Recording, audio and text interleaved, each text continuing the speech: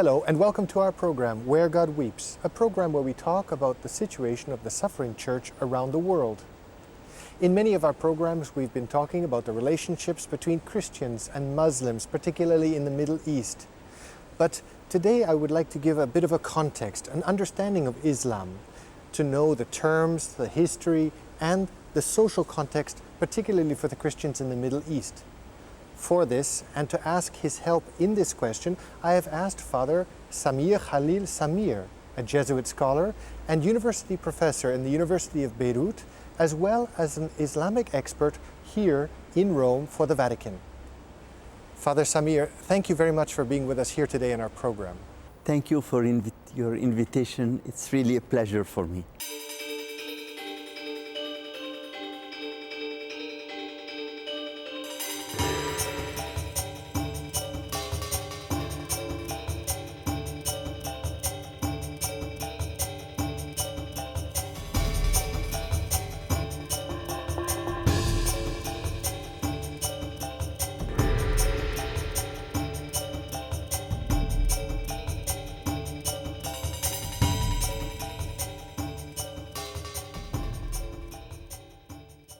Father, Islam started 600 years after Christianity in the 7th century. What are the basic principles of Islam? Well, the basic one is God is the unique, because in Arabia they had a lot of gods. So that's why they repeat every day, 10 times a day. There is no God if not Allah, and Muhammad is his messenger.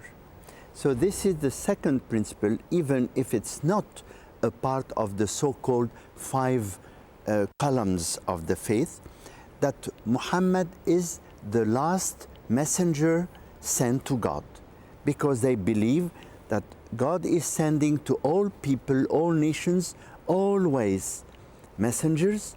Some of them we know the name, we know something about them, mainly Moses, who came with the revelation for the Jews, and then Christ, who came with the revelation for Christians, and finally Muhammad, who completed God's revelation, and there is no other messenger after him.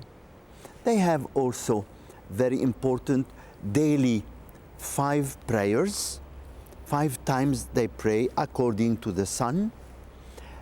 And they have the third thing is a month of fasting, which is not like our fasting. It's from the beginning when the sun come out until the sunset. And during this period, they don't drink, they don't eat, but afterwards they can eat whatever they want, and they recuperate usually what they have not eaten during the day. And then there is the pilgrimage, if they can, once in their life. And finally, this is the first one, the proclamation of the unicity of God. And here they find a kind of contradiction with the Christian faith, because we say we believe in one God, which is Trinitarian. What is the Muslim understanding of God? Well, God is, in the Muslim tradition, more connected with the Bedouin life in Arabia at that time.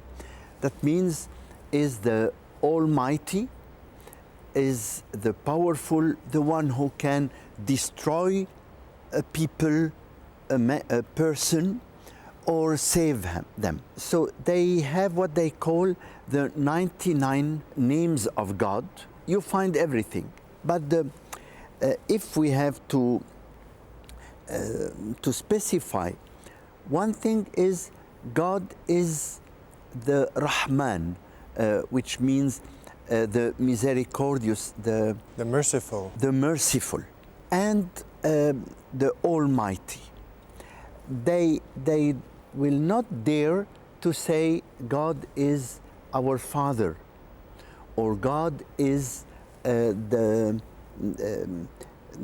love, which distinguish their interpretation of God from our interpretation, as well as the interpretation of the Old Testament.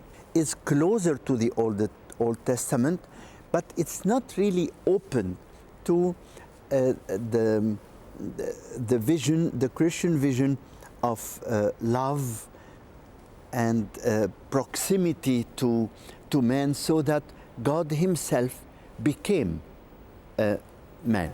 Islam is proclaimed as a religion of peace. Is it a religion of peace?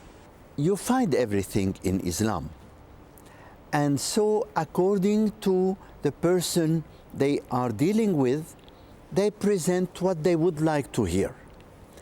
In fact, if we take the very beginning of Islam, what we find in the Quran and what we find in the life of Muhammad, which is divided in two parts from 610, the beginning of the so-called revelation, until 622.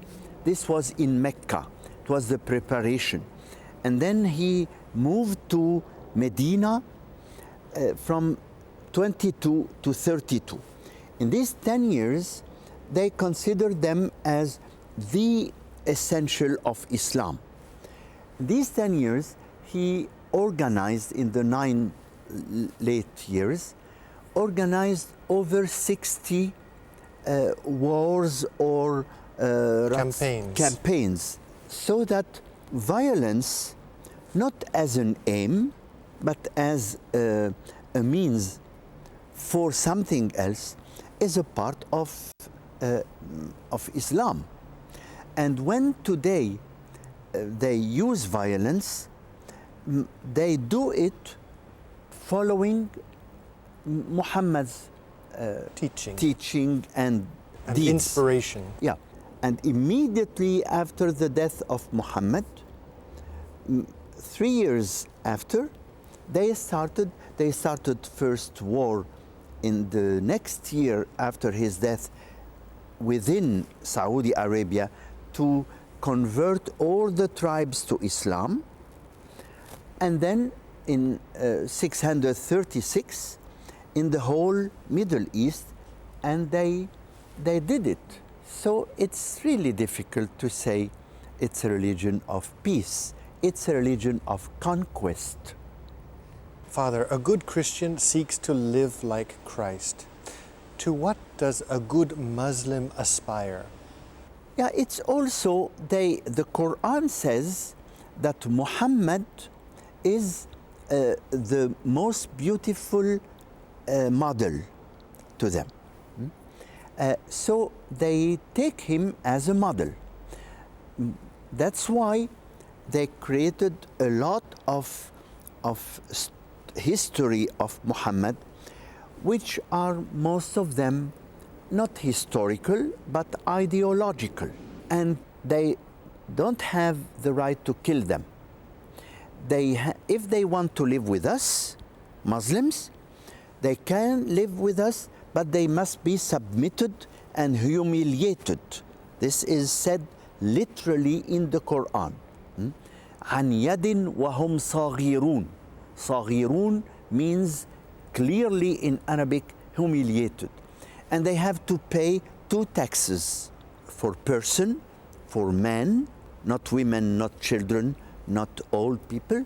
For men, this is 1 tax, the jizya, and a 2nd tax for the land they possess. What are the fundamental sources of Islam? Islam has many things which come from the Bible.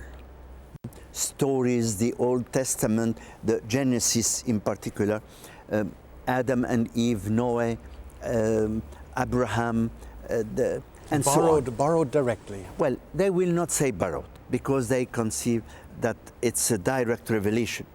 But and other things are, we will say, borrowed from Christianity. You have the beautiful presentation of the Annunciation in a beautiful Arabic, literally, practically. So for a Muslim, it's not a borrowing, it's the same God who revealed that to Moses or to Jesus, as they say, revealed it finally in the perfect form to Muhammad. So for them, these are the three, and many things, when we speak academically, borrowed from the Old Testament. And the 10 commandments of Moses are very similar to what we find in other traditions in the Middle East, because culturally it's the same context. But they added things from the Arab tradition, from typically Bedouin, that they Islamized, or they rejected what they considered as not good morally. They always quote the fact that the Arabs, because of poverty, used to kill, to bury the small girls when they were born because they could not maintain them, and this was forbidden by the Quran. It's true.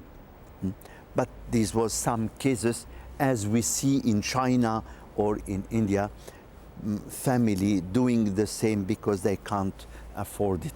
I want to address, because I want to, the two sources, if I understand correctly, are the Quran and the Hadith. The tradition. The tradition. Which is more than Hadith, Hadith and Akhbar. So, sayings and deeds.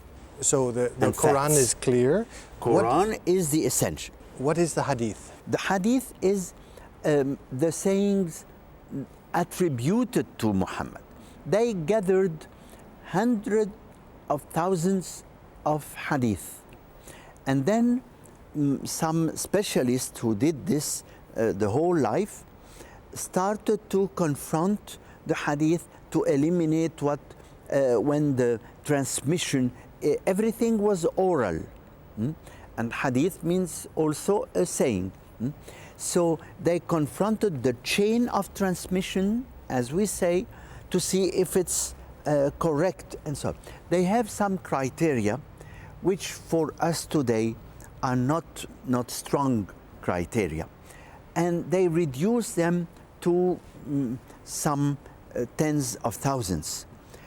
But most people who studied, Muslims and not Muslims, know that a lot of them are created afterwards for practical reasons, for political reasons or others.